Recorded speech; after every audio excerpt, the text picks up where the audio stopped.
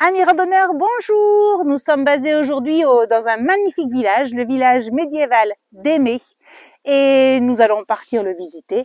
Et ensuite, nous allons faire une balade d'une douzaine de kilomètres autour du village. Donc, venez avec nous! Allez, c'est parti!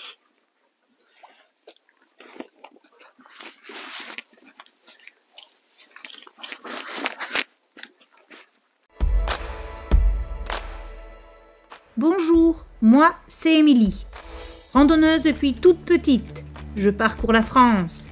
À cheval, en canoë, à vélo, à pied. Ici, je vais vous conter mes aventures. C'est parti!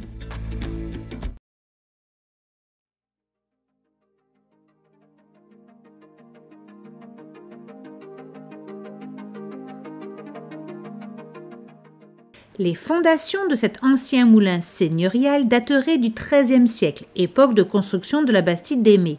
Transformé en minoterie au XXe siècle, il fournissait la farine à tous les boulangers des alentours jusqu'en 1989.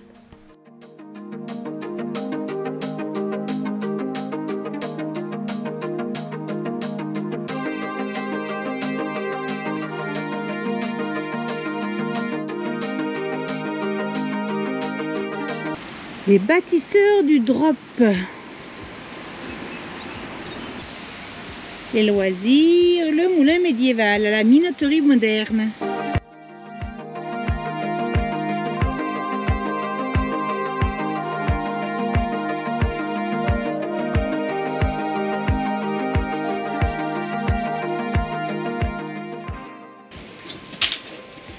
Ouais, j'adore. J'adore ces voyettes, ces ruelles.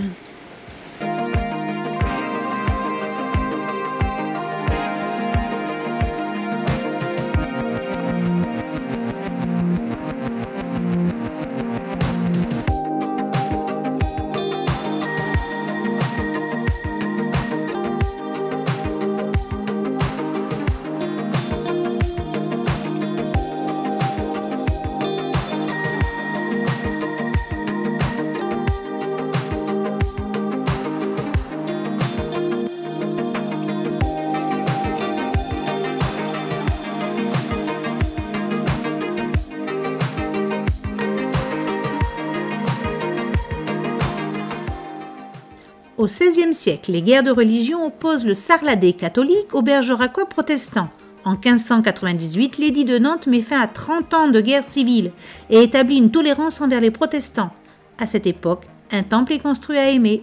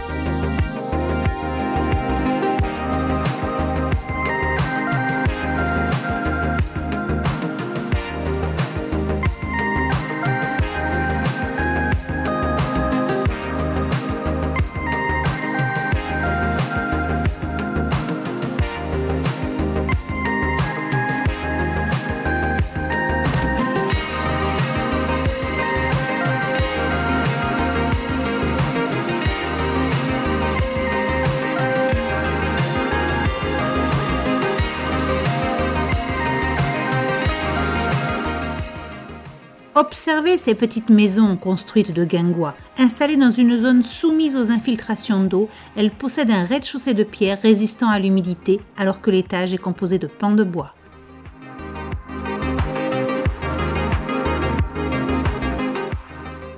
L'industrialisation à Aimé est marquée par l'installation d'usines de conserve alimentaire.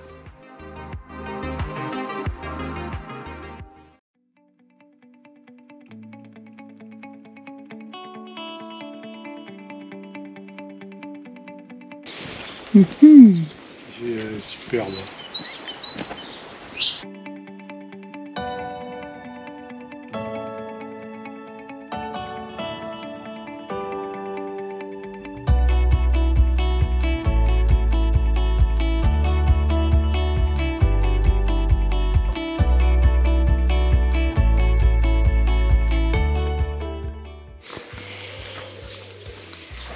Il est immense cet arbre.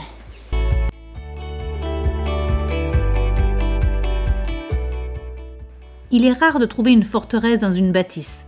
En effet, la vocation première d'une telle ville consiste à développer les échanges et à fixer une population grandissante. Ici, le château existait avant la fondation de la Bastide et il y a donc été englobé lors de son édification. La protection sera renforcée au XIVe siècle par l'ajout d'une muraille.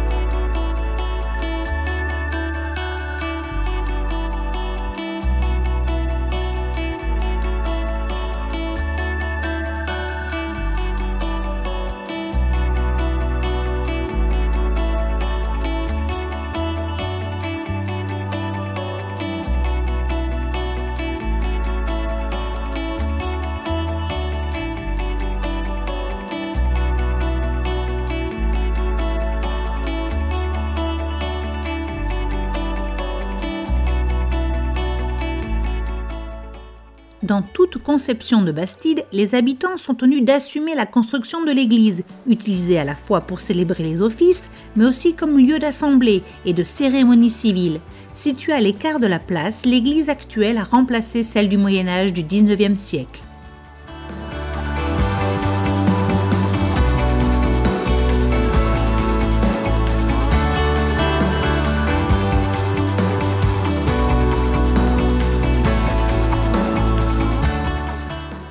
Si de nombreux lavoirs publics sont abandonnés depuis plus d'un demi-siècle, ce lavoir connaissait encore les rires des lavandières il y a une dizaine d'années.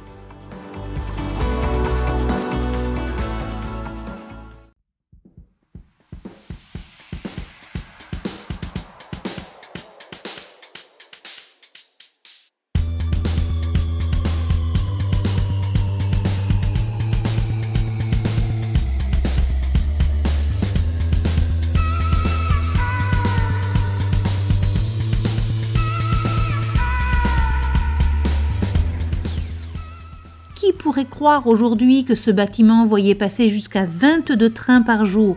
Les locomotives à vapeur transportaient les voyageurs jusqu'en 1940 et les marchandises jusqu'en 1953.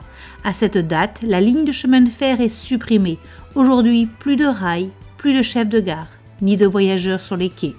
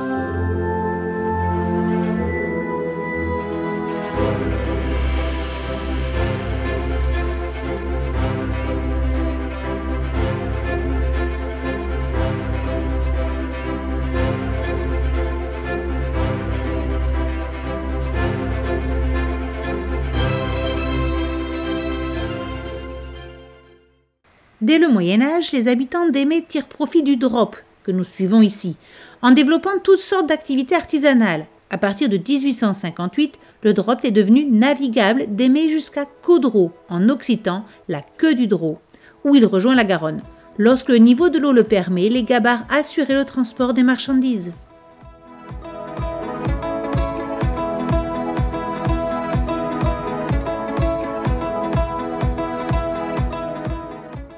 Le pigeonnier fait partie de la ferme traditionnelle de polyculture-élevage.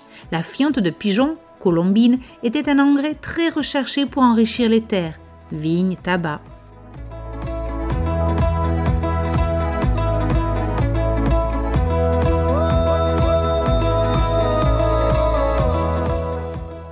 Le tabac était une des productions agricoles les plus importantes du XXe siècle. Après la récolte en août, les pieds de tabac étaient suspendus dans ces hangars. Faciles à reconnaître, ils sont pourvus de volets à claire-voie pour favoriser le séchage du tabac. Tournez à droite sur le chemin de terre. Puis, continuez tout droit pendant 1,2 km.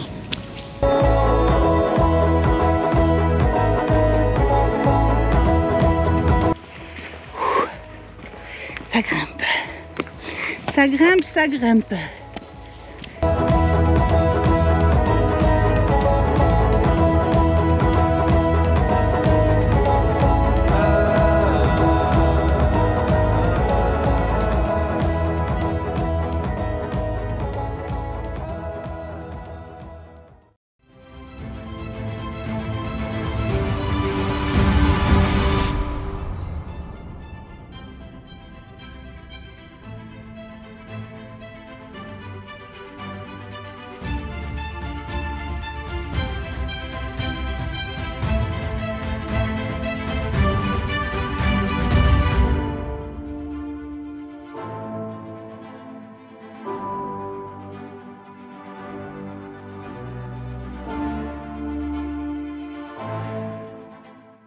Les sols calcaires des coteaux se prêtent aux cultures de céréales, blé, orge, avoine et d'oléagineux, tournesol.